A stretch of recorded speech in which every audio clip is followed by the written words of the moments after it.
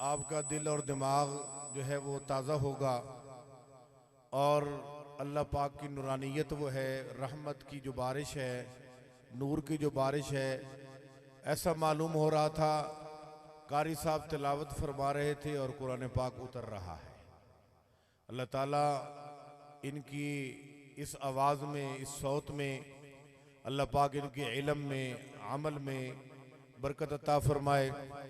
ये बड़ा हमारा एहतराम करते हैं, बड़ी इज़्ज़त करते हैं और सालाना जलसे में अपनी हाज़री को ये सआदत समझते हैं। अल्लाह ताला इस पूरे प्रोग्राम को अल्लाह पाक कबूल फरमाए।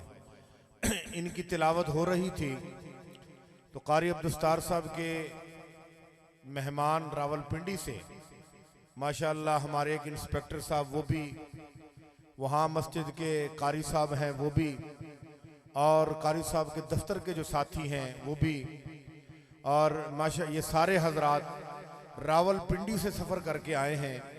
मैं दुआ करता हूँ कि अल्लाह तबारक व तआला आपकी शिरकत को कबूल फरमाए और कदम कदम पर अल्लाह पाक आपको बरकतें और रहमतें जो है वो नसीब फरमाए।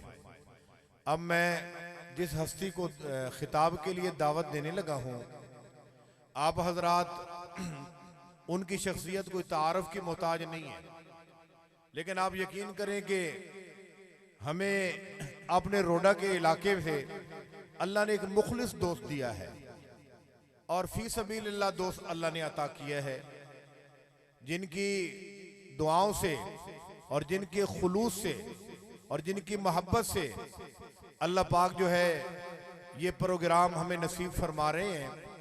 नौजवान हैं, अल मुहाजिरीन मस्जिद के खतीब हैं, मुफस्सिर कुरान हैं, और सबसे बड़ी बात यह है कि ये पहले तशरीफ़ लाते हैं हौसला अफजाई के लिए, इंतज़ामात देख के जाते हैं, दुआएं देते हैं। ये नौजवान आलिम है और मेरे नज़दीक मुत्तकी परहेज़गार है। अल्लाह ताला इनकी दुआओं को कबूल करता है। ये मस्जिद बहुत बड़ी मस्जिद अल मुहाजिरीन, उनके खतीब हैं, वहाँ तफसीर कुरान पाक, फिर साथ मदरसा भी है, बच्चे वहाँ हिफ्ज़ कर रहे हैं, साथ इनकी अहलिया मुहतरमा आलमा है और ये तालिबात का मदरसा भी जो है वो चला रहे हैं। तो हमारी इनके मदरसे की बहुत सारी ख़वातीन उन मदरसे की असातिज़ा सब तशरीफ़ लाए हैं। जो भी ख़वातीन हमारे महल्ले से तशरीफ़ लाई, मैं सबका शुक्रिया अदा करता हूँ। और जो हमारे मेहमान गलियों में बैठे हैं, ये फिर रहे हैं, ये हमारे मेहमान जो घर में मौजूद हैं, नौजवान मर्द, वो सारे घर छोड़ के इधर बाहर पंडाल में तशरीफ़ लाएं। ख़वातीन से गुजारिश है कि अपने कामों से जल्दी फारिग हों और वुज़ू करके जो आपके लिए ख़ास जगह बनाई गई है वहाँ पे तशरीफ़ लाएं। अब मैं दावत खिताब देता हूँ मुफस्सिर कुरान, फाज़िल नौजवान हज़रत मौलाना मोहम्मद तारिक साहब को, वो तशरीफ़ लाएं और अपने जो है वो खिताब से हम सबको मुस्तफ़ीज़ फरमाएं। जनाब हज़रत मौलाना मोहम्मद तारिक साहब।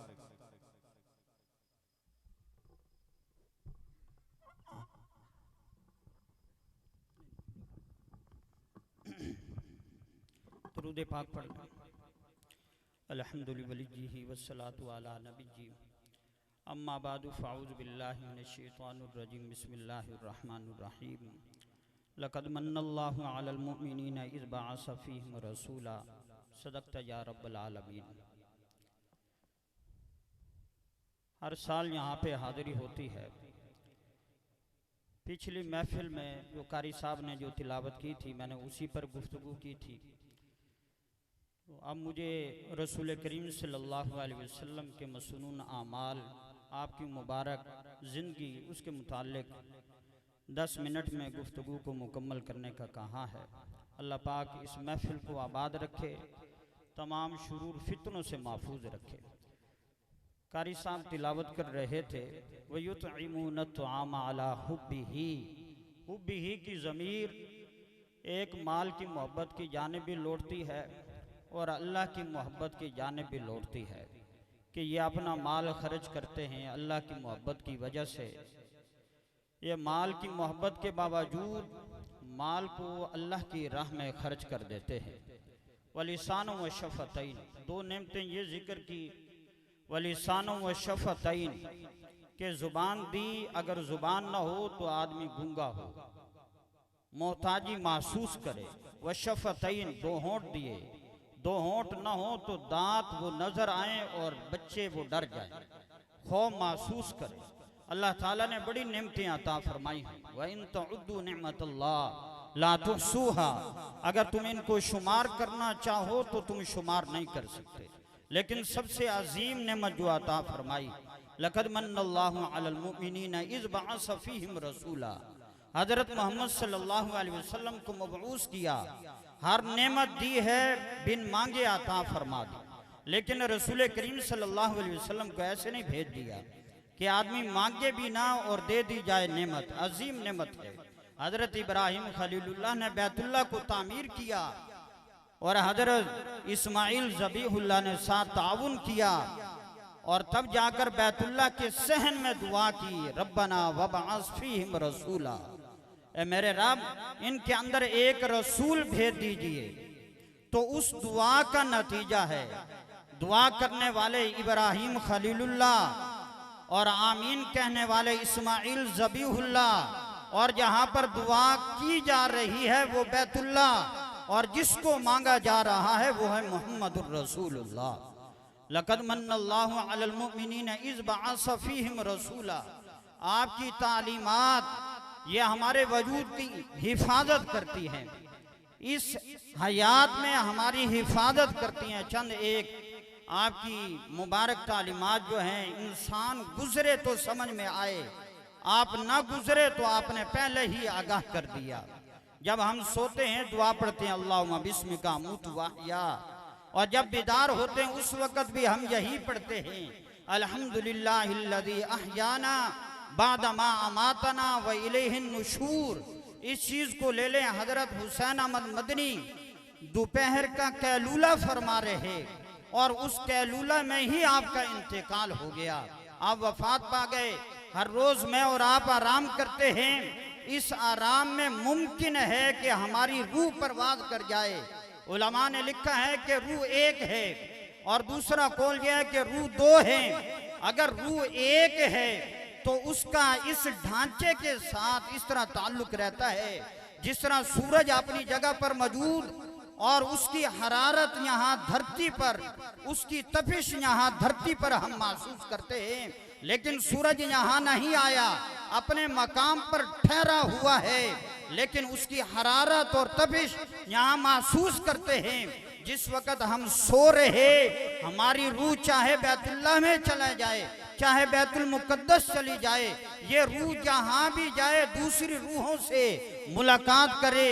वो रूह चाहे जिंदों की है चाहे मुर्दों की है, ये रूह जाकर उससे मुलाकात कर रही, दूसरे इलाके में जाए, दूसरे शहर में चली जाए, दूसरे मुल्क में चली जाए, लेकिन उसका कनेक्शन इस वजूद के साथ रहता है जिसकी बुनियाद पर ये सांस भी लेता है और इसकी नब्ज़ भी चलती है।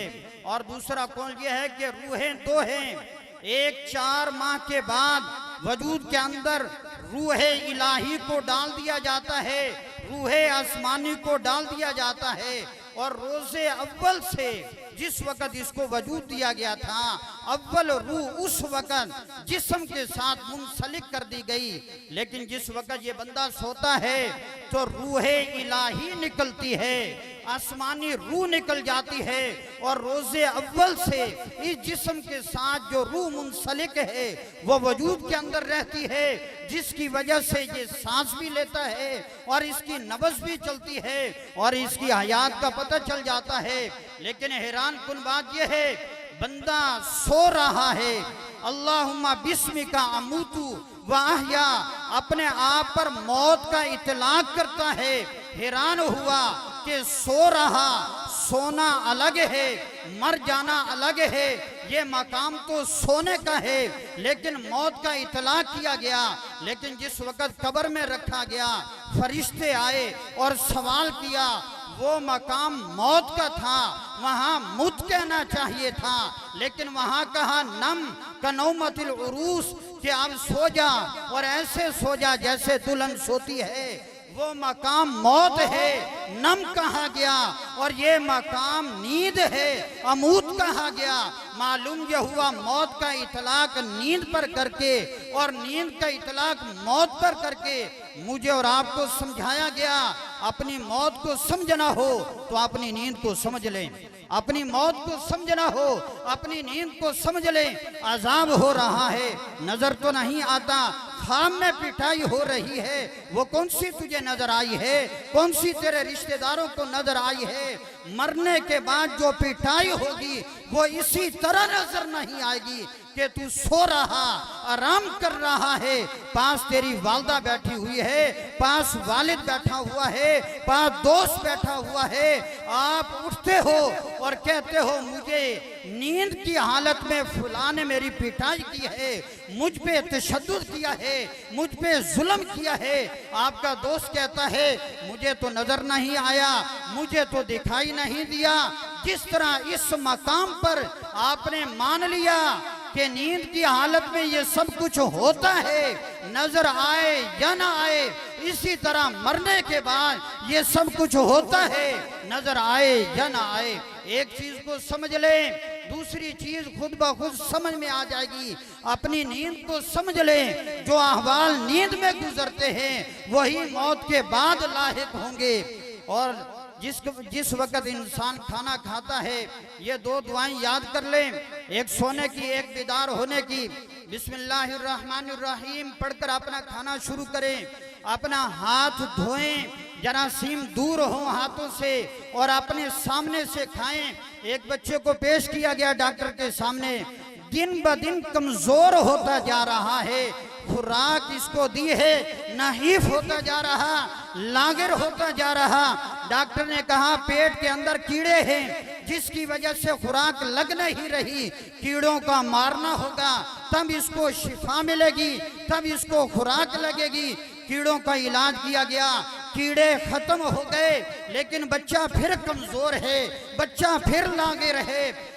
वालदा के सामने किताब आई जिसमें लिखा हुआ था अगर खाना शुरू करने से पहले आदमी बिस्मिल्लाह ना पढ़े शैतान शरीक हो जाता है, और शैतान 7 आंतों से खाता है और मोमिन 1 आंत से खाता है।